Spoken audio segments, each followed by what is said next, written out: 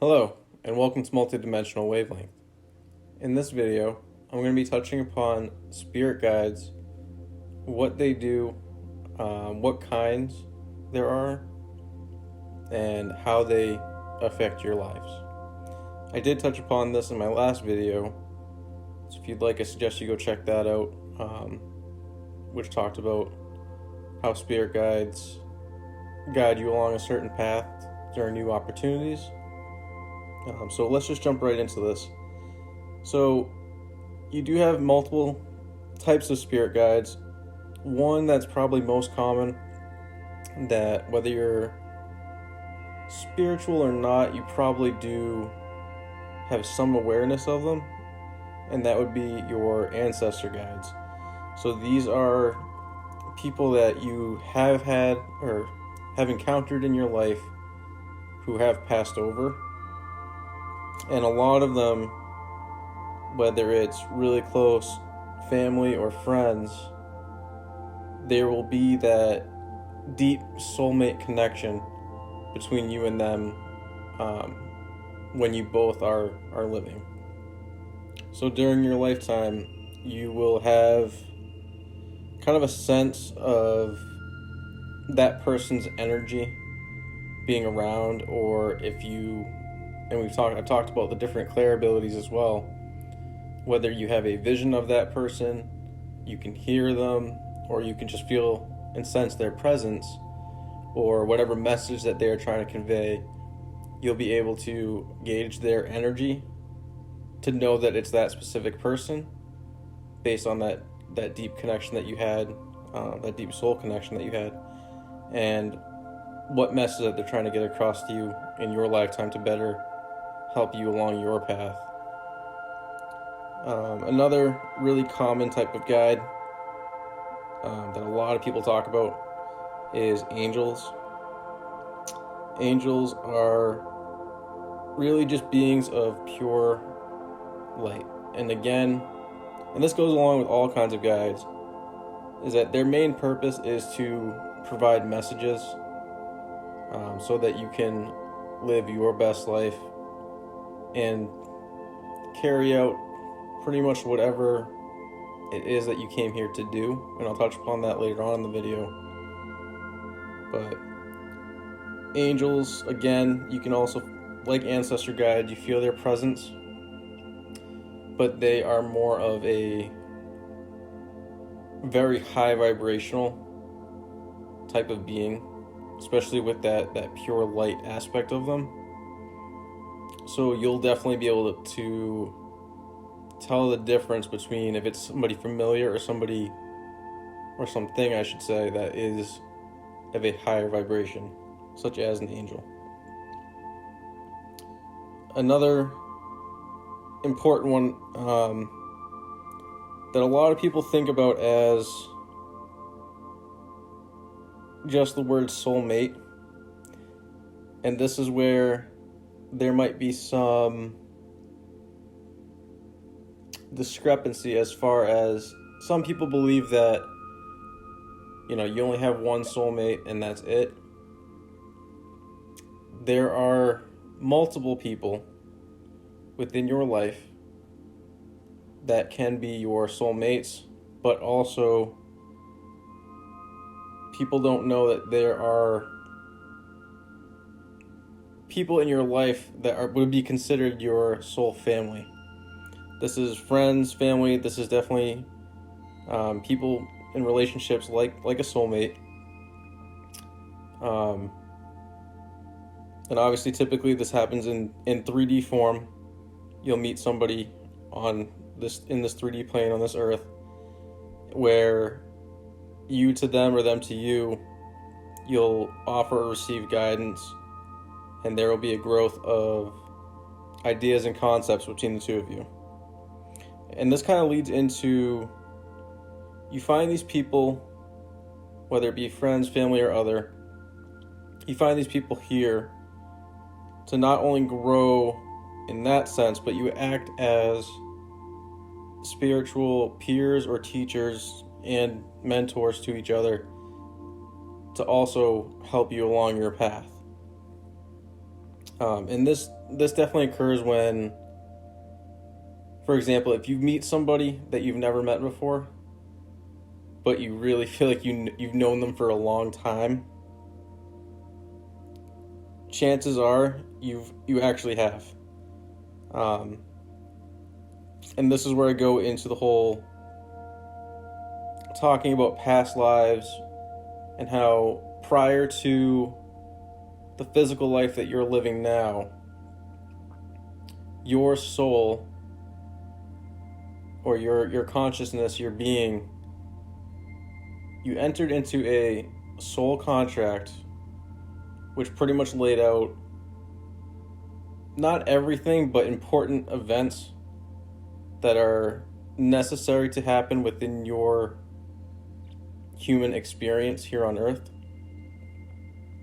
So either whether it be certain events or meeting and running into certain people to help you along whatever goal it is that you've come here to learn or come here to improve upon. And then once you do, there's a, when you're born, there's that veil of forgetfulness that you don't know what you just signed as far as a soul contract goes, but you're now on your journey to fulfilling it. So your soul family or soulmates are then in place to meet you along your way or along your journey throughout your lifetime here to help you achieve what it was that you set out to achieve. And that comes down to, and this might also be a topic of interest for some people that don't believe in reincarnation, but our soul has had multiple lives here on Earth. We typically start off as animals, something which is smaller and basic in nature as far as consciousness goes. And as we live certain lifetimes, or that lifespan of a creature, of a being here on Earth, when our soul then leaves, and then we have our soul review, or our life review of how it went and what our goals were, that is how our soul and our consciousness grows, where we then have the option and the choice to either stay in an astral realm with like a collective consciousness, or be able to have the option to come back to Earth and want to keep improving our own consciousness for the betterment of living out this lesson, so that when we go back to full consciousness, that expands as well. So that being said, that is why when you meet somebody who you believe is in your soul family or part of your soul family, there's a very good chance of having known them or encountered them in a previous lifetime. Obviously not the same form as you would see them in front of you today, but it's like your soul recognizes their soul as part of being part of your journey. And that's why when you meet somebody like this, there will be that automatic feeling of love and trust. And it seems like it's almost too good to be true, of somebody who you're in such harmony with as far as being a vibrational match, where everything just kind of clicks. And like I said, a lot of people, the most common sign of it is you meet somebody for the first time and you really feel like you've, talking for half an hour to them, could feel like you've known them your whole lifetime.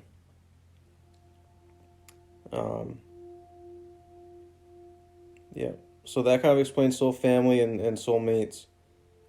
Let's talk about masters and prophets now. So other kinds of guides, and these are also pretty common ones, as far as you've probably heard of certain masters or guides, and not all of them have to be heard, but I will say like the two most common ones would be Jesus and Buddha. So people that are not necessarily that things have to be written about them, but that their name is recognized or that their achievements have been recognized, that they were here on earth in human form as spiritual teachers that acted as guides along a lot of humanity's path for a lot of people's spiritual growth.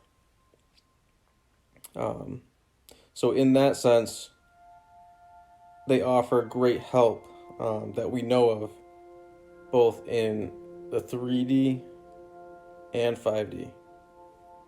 And the greatest example of this in my head right now is talking about, especially with Jesus, as far as having scriptures written about him or having it journaled in history, that he was having a human experience at one point. And yet, in today's society, for certain, let's say, traumatic events, similar to those that might be considered near-death experiences or other types of trauma, people do talk about how, they've had some kind of interaction with Jesus, kind of like a come to Jesus moment, whether it was a vision or audience. And this goes back into the Clairs again, but that's what's popping into my head for an example as far as that, for Masters and Prophets. Some of the less commonly known or talked about types of guides, let's talk about energy beings. I think, and I'm getting the picture of what's that show where it's like Ghost Hunters or something like that, where people would always talk about seeing orbs. So what those are really just energy beings, and they are portrayed as orbs of pure light energy. Obviously, because they're pure light, they're definitely of a higher vibration. But to some degree, they're not as high vibrational as angels, but still high vibration enough where we can see them, whether it's in photographs or videos. But it's more so measurable with them as it is with angels there. The last kind of guide that I would like to talk about today is one that I believe a lot of shamans end up using, or they discuss a lot with, and that would be your power animals. So these are really just energies of animals, or animal spirits, I should say, that act as guides to instill us or give us certain traits of whatever animal kind of comes through. So if you, for example, like lion would be associated with strength or courage. A badger could be relentlessness, and a dog could be loyalty and companionship. So, at least from my experience with power animals, is more so in dreams, or if you've ever had a dream about a certain animal, and obviously based on your interaction with the animal in your dream, whether it was positive or negative, or even in real life when you're passing by a certain animal, whether it's just a dog or cat, or if you're at the zoo, if a certain animal sticks out to you, then chances are there's a very good reason for it. And that reason being that whatever kind of trait it is known for or that it has, your guides are trying to tell you that either one, you have that kind of trait, or that you need that trait, and you'll be able to pretty much pick up on which one it is based on whatever kind of situation is going on in your life at that time. This could also refer to your guides conveying that message of possibly somebody else that you are thinking about or that is on your mind at the time of, seeing an animal or having it pop into your head as them coming through. So it could tell you that, somebody's being this certain way or something like that. So all these types of guides that we've talked about today, you can have a whole combination of different spirit guides. And I personally feel like a lot of people have the stronger connections with soul family. And I only say that because it's very easy to tell living, being in the third dimension, having this human experience. I feel like that's going to be a common thing for everybody to recognize, whether you're spiritual or not. I'm sure that you've had, that certain feeling of familiarity with somebody else. But so you can have a combination of all these spirit guides coming throughout your lifetime in different situations, just to kind of nudge you in the right direction of, whatever your goal of your soul contract was prior to entering this world. Now, when I say that, it doesn't mean that you can kind of sit idly by in your life and leave it all up to them, thinking that, it's kind of like, and I'm seeing gutters on like a bowling alley right now. It's not like that kind of situation where you can just let the ball go and there's no chance it's going to be a gutter ball. Your guides will have your back. That's absolutely not true. Your guides will let you make mistakes and enter certain karmic situations or different lessons that need to be learned along the way.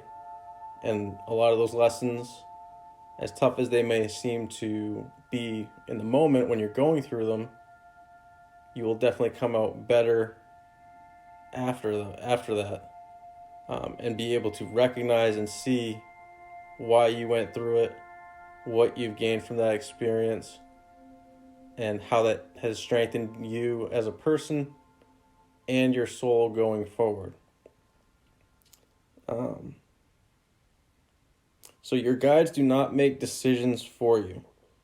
You end up making all the decisions. They can only bring things to your attention so that, in their hopes, you're making the right decision to make the easiest path from point A to point B, or from achieving that goal. That being said, they also have no impact on others. So you can't be like, hey, spirit guides, let me go talk to this person for me. Because that's just not gonna, to try to convince somebody to do something for you or something along those lines. It doesn't work that way, where the closest that they could come to helping you out is once you're really in tune and you have certain specific spirit guides coming through that you have an open communication with. And like I said before, I think it's going to be more so soul family that have passed on, and especially ancestors. A lot of people who can make that connection spiritually are able to have open communication with ancestors that have passed. So the highest thing or the best thing that they could do if you're trying to bridge a gap between you and somebody else in the third dimension is ask your spirit guides, probably your ancestors, to get in touch with that person's spirit guides. And again, it's still going to come down to free will of you and the other person that you're talking about, but at least your guides might be working together to kind of help you along a similar path, or one where it would be beneficial to both of you to each learn lessons that you need to in this lifetime. To wrap up talking about spirit guides, I will say that in order to make that connection with them, you have to be in a certain kind of mindset.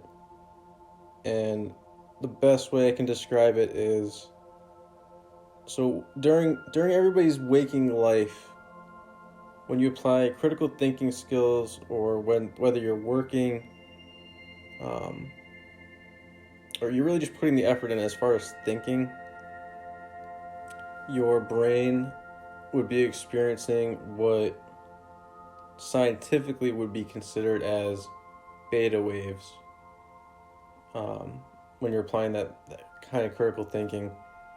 So in order to get in touch with spirit guides, it's best that you're actually in what would be known as alpha waves, or your alpha wave state. And that really kind of comes about when you're doing something that's pretty relaxing, or something that's almost autonomous in nature. So it could be doing the dishes, folding clothes, going for a walk, something that you really don't have to think about. And this is also kind of why meditation is one of the biggest factors as far as getting in touch with spirit guides, and why meditation is such an important part of spiritual growth, I should say. So a great example that I can give you about this would be, let's say you're working. So your brain would be functioning in a beta wave state, and for some reason for your work, you're trying to think of, or you have a song that pops into your head and you're trying to think of the name of it, but you can't, because your brain waves are already in a thinking kind of mode. But let's say later on, when you go home after work and you're doing something pretty much mindless, like doing the dishes, and all of a sudden you'll get that name of the song and it'll pop in your head clear as day. That is the kind of power that almost letting go gives you, as far as when you're best in touch with your spirit guides, for them to guide you and kind of fill in the missing pieces of the puzzle there. So for example, like that example, that song could have a certain significance as far as lyrics or, emotional connotation, that they're trying to guide you in one direction or another to convey a message. But it definitely helps to be in a relaxed state. And I'm not saying that it's bad to be, to experience beta waves, but each one has its place. And this would include theta waves, which is also like when your body is sleeping or at such a relaxed state that it allows your body to naturally pretty much heal itself. And this is where we would go into, talking about Reiki practices and stuff like that. But that I will save for another video. I think we'll end it here. So if you learned something new, or you found this video helpful, please like and subscribe. If you think that this video would be interesting or helpful to somebody else that you may know, please share it with them. And as always, I thank you for your time listening to this video. I hope that you have a blessed day filled with love and light.